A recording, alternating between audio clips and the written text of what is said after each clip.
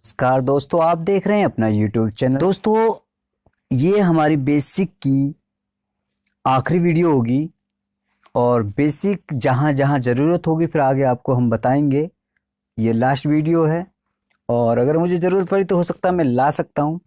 अगर मुझे लगा इसमें नहीं कवर होगा तो मैं अगली वीडियो भी ला सकता हूँ, लेकिन मैं कोशिश करूँगा ये हमारी आखिरी वीडियो हो सकता है मैं कोई और पॉइंट भूल जाऊँ और मुझे बाद में याद आए कि नहीं मुझे ये भी बताना था, तो हो सकता है मैं वीडियो ला सकता हूँ, लेकिन आप इसे आखिरी वीडियो ही समझें। अब जो हम करेंगे ना, अगली जो वीडियो आएगी वो अपने मैथ से रिलेटेड आएगी और हम पढ़ेंगे उसमें संख्या पद्धति। संख्या पद्धति की ही ये बेसिक है, कुछ आप समझ गए हैं और थोड़ा सा आज समझ जाएंगे, क्लियर हो जाएगा। गिनती से ही हमने शुरू किया था। अगर आपने पहली वीडियो नहीं देखी है तो वो भी देख लीजिए, क्योंकि हमने गिनती से शुरू किया था और गिनती पे ही ख़त्म कर रहे हैं। तो डिस्क्रिप्शन में सब वीडियो की आपको लिंक मिल जाएगी, आप जाइए चेकआउट कीजिए और देख लीजिए एक बार, ठीक है। ओके, चलिए ये वीडियो हम शुरू करते हैं।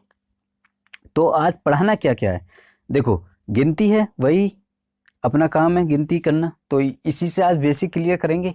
इन्हीं चीज़ों का जितनी भी हमने यहाँ पे लिखी हुई हैं मतलब। तो क्या क्या करना है, देखो धनात्मक संख्या या धन पूर्णांक कौन सी होती हैं, ये चीज़ जान लीजिए। आज ये बात सिखाने वाले हैं, धनात्मक संख्या या धन पूर्णांक कौन सा होता है। देखो 1 2 3 4 5 6 जीरो छोड़ के जितनी भी आगे को संख्या जाएंगी, जहाँ तक भी जाएंगी, वो क्या है हमारा धनात्मक संख्या कहलाती है या धन पूर्णांक कहलाता है। अगर मैं कहूँ ये नेचुरल नंबर भी होती है, यानी प्राकृतिक संख्या भी यही होती हैं, प्राकृतिक संख्याएं भी यही कहलाती हैं। तो आप समझ गए प्राकृतिक संख्या कौन सी होती है। जीरो छोड़ के बाकी ऊपर को जो होता है ये क्या होती है, प्राकृतिक संख्या होती हैं। एक पॉइंट हमारा क्लियर हुआ। यहाँ से हम धन पूर्णांक भी होता है, ये प्राकृतिक संख्या भी यही और धन पूर्णांक भी यही होती है ना, धनात्मक संख्याएं भी यही होती हैं।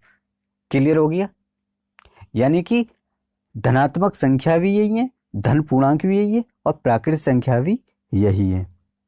ये पॉइंट हमारा क्लियर हो गया। चलते अपने दूसरे पॉइंट की तरफ। ये ऋणात्मक संख्याएं या ऋण पूर्णांक कौन से होते हैं। देखो एक चीज याद रखना हमेशा, जहां माइनस से शुरू हो जाए, जैसे मान लीजिए -5, -4, -3, है ना, -2 और -1, तो ये क्या हो रहा कहलाती है, ये कहलाती है ऋणात्मक या ऋण पूर्णांक। ठीक है, इतनी बात क्लियर। जो माइनस में है संख्या वो क्या कहलाती है, ऋण पूर्णांक, और जो प्लस में है वो क्या कहलाता है, धन पूर्णांक। खत्म कहानी। अब अगला पॉइंट हम कवर करेंगे पूर्ण संख्याएं। तो पूर्ण संख्या जान लेते हैं। देखो एक संख्या हमारे पास, मान लीजिए ये जीरो हम इंक्लूड कर देते हैं साथ में, है ना। अभी हमने प्राकृतिक नंबर पढ़े थे ना, जैसे मान लीजिए हमने जीरो इंक्लूड कर दें, जैसे 0 1 2 3 4 5 6 7 डैश डैश आगे जितनी भी संख्या है, तो ये क्या कहलाती है, पूर्ण संख्या कहलाती है। क्या कहलाती है, पूर्ण संख्या कहलाती है। हमारा अगला पॉइंट है सम संख्याएं। सम संख्याएं जो दो से पूरी तरह डिवाइड हो जाएं, है ना, वो सम संख्या कहलाती हैं। जैसे मान लीजिए हम दो से भाग लगाएं तो ये कटता है, तो ये सम संख्या है ना। अगर हम 4 में लगाएं 2 से भाग तो ये भी कटता है, तो ये भी सम संख्या है। 6 में लगाएं तो ये भी सम संख्या है। और अब इतनी बात समझ में आ गई, जो 2 से डिवाइड हो जाए वो क्या कहलाती है, सम संख्या है। ओके, ये पॉइंट भी हमारा क्लियर। अब आ जाते हैं अपना अगले पॉइंट पे, विषम संख्याएं कौन सी कहलाती हैं, जो 2 से डिवाइड नहीं हो उनको हम क्या बोलते हैं, विषम संख्या बोलते हैं। क्या, जो 2 से डिवाइड ना हो उनको क्या बोलते हैं हम, विषम संख्या बोलते हैं। क्या 1 2 से डिवाइड होता है, नहीं। क्या 3 होता है, नहीं। 5 होता है, नहीं। 7 होता है, नहीं। 9 होता है, नहीं। तो इसका मतलब, कहने का मतलब ये है, सम और विषम संख्याओं के अंदर क्या है, 2 का गैप चलता है और इनके अंदर क्या है, 1 2 से पूरी तरह डिवाइड हो जाती है और एक नहीं होती है। जो डिवाइड होगी वो सम संख्या, जो डिवाइड नहीं होती वो विषम संख्या।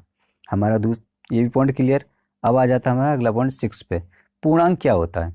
देखो अभी हमने ये चीज़ देखी थी कि -4 है ना, -3, -2, -1।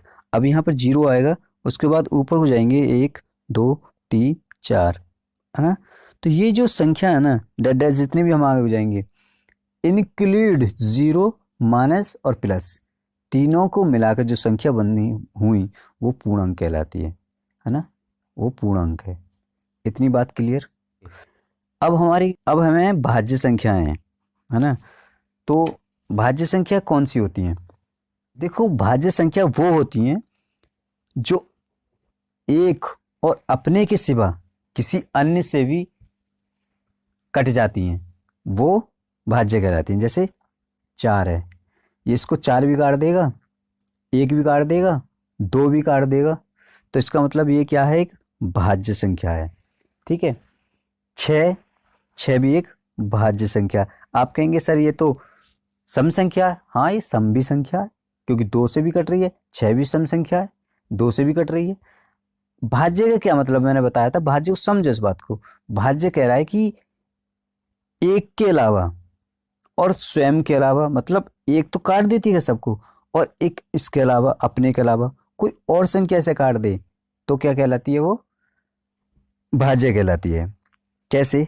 देखो इसको 2 काट रहा है, इसको 2 भी काट रहा है, इसको 3 भी काट रहा है। इसको 2 से भी डिवाइड कर सकते हैं हम, और 3 से भी कर सकते हैं। कर सकते हैं कि नहीं कर सकते? है ना। ओके।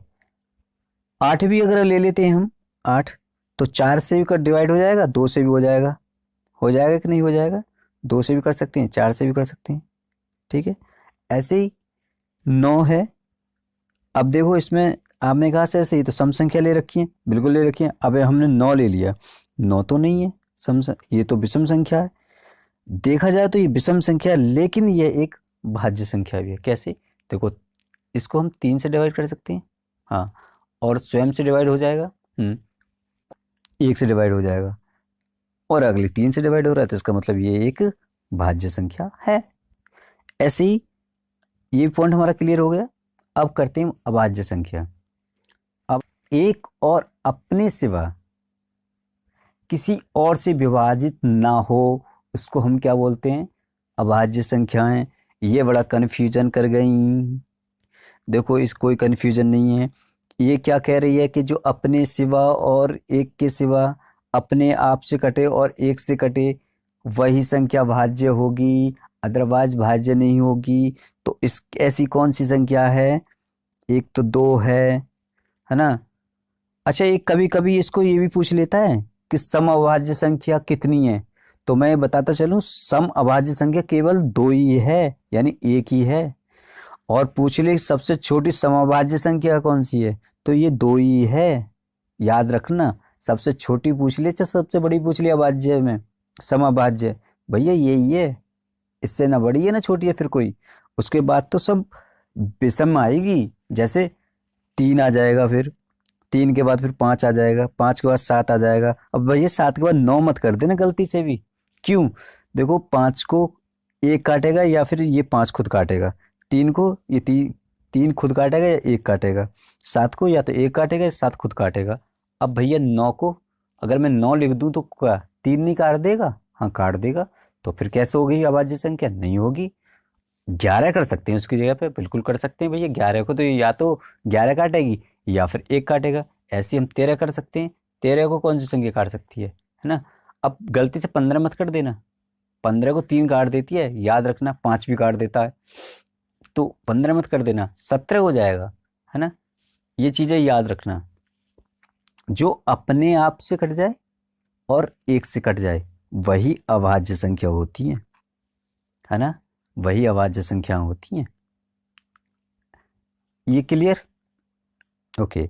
अब बात आती है हमारी अगले पॉइंट, सहभाज्य संख्याएं।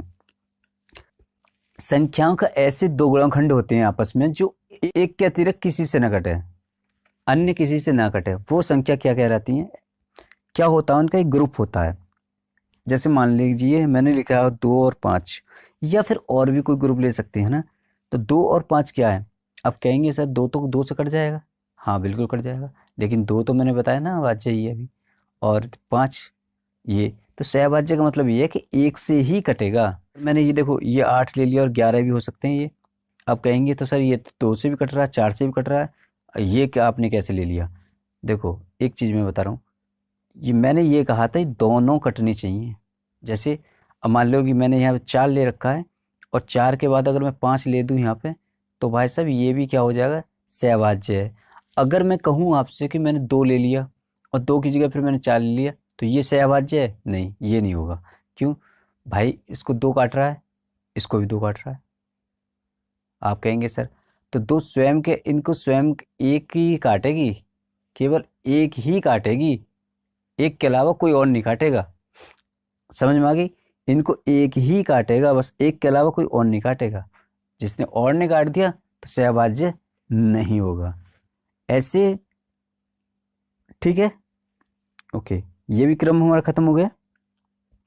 अब करते हैं आरोही आरोही क्रम पे। देखो इसको हम बढ़ता हुआ क्रम बोलते हैं, बढ़ता क्रम। मान लीजिए कोई संख्या में दे रखी है ना, कोई भी हम ए टू जेड हम मान लीजिए कहीं से भी कोई संख्या में दे रखी है और उल्टी सीधी पड़ी है। अगर मान लो ये संख्या हमें दे रखी है, इसमें से हमसे पूछ ले भाई आरोही क्रम में लिखिए, तो हम सबसे पहले से सबसे छोटी संख्या ढूंढेंगे। 2 है, उठा ली। फिर उससे बड़ी ढूंढेंगे, 4 है, वो भी उठा लिया। फिर उसके बाद हम उससे बड़ा ढूंढेंगे, 5 है, वो भी उठा लिया, है ना। तो इसमें चलो 8 ले लिया और 8 के बाद है 11, ये हो गया। ये तो होता है बढ़ता हुआ क्रम। अवरोही क्रम क्या कहलाता है? अवरोही क्रम कहता है घटता हुआ क्रम, घटता हुआ क्रम, ठीक है, घटता क्रम। अगर मैं कहूँ आपसे ये संख्या हमसे घटता हुआ क्रम में लिखवाते तो हम कैसे लिखते? भाई 11 को यहाँ लिखते, 8 को फिर लिखते, 5 को लिखते, 4 को लिखते, फिर हम 2 को लिखते। इसका मतलब क्या हुआ? ये घटता हुआ क्रम है। बात क्लियर? ओके। आरोही क्रम अवरोही क्रम तक तो आपने पढ़े हैं, चलो वो तो समझ में आ गया होगा। अब बात करते हैं परवर्ती या पूर्ववर्ती की। इसमें हम थोड़ा सा एक संख्या लिख लेते हैं। जैसे मान लीजिए मैंने लिख रखी है 1 2 3 4 5 6 7 8। अगर मुझसे कहा जाए परवर्ती का क्या मतलब होता है, परवर्ती का मतलब होता है प्लस, है ना, प्लस। अब कितना प्लस है वो संख्या के दी हुई संख्याओं पर डिपेंड करता है ना। कितना प्लस है वो दी हुई संख्याओं पर डिपेंड करता है। तो अब यहाँ पे आप एक चीज देखिए, मुझसे मैं कह रहा हूँ कि 1 का प्रवृत्ति क्या है, तो 2 है। 2 का प्रवृत्ति 3 हो जाएगा, 3 का क्या हो जाएगा 4, 4 का 5, 5 का 6, 6 का 7, 7 का 8। मतलब इसमें एक ऐड होता चला जा रहा है। प्रवृत्ति का मतलब ये है, कोई मुझसे पूछ ले भाई इसमें 5 का प्रवृत्ति कौन सी होगी, तो मैं बोल दूंगा भाई 6 होगा। और मुझसे पूछ ले भाई 7 का प्रवृत्ति, तो 8 हो जाएगा। अब ऐसे यहाँ पर पूछ ले, ऐसे मैं यहाँ भी लिख लेता हूँ 2 3 4 5 6 7 8। कोई मुझसे पूछे भाई 4 का पूर्ववर्ती क्या होगा, तो मैं बोल दूंगा 3 होगा। मैं बोल दूंगा, वो पूछ 3 का क्या होगा तो 2 बोल दूंगा। आप एक बात समझे, आरोही और अवरोही क्रम की ही तरह है। समझ में आ गई? ये जो है बढ़ता हुआ क्रम मान लीजिए, इसको घटता हुआ क्रम मान लीजिए, लेकिन ये एक सीरीज में चलता है ना।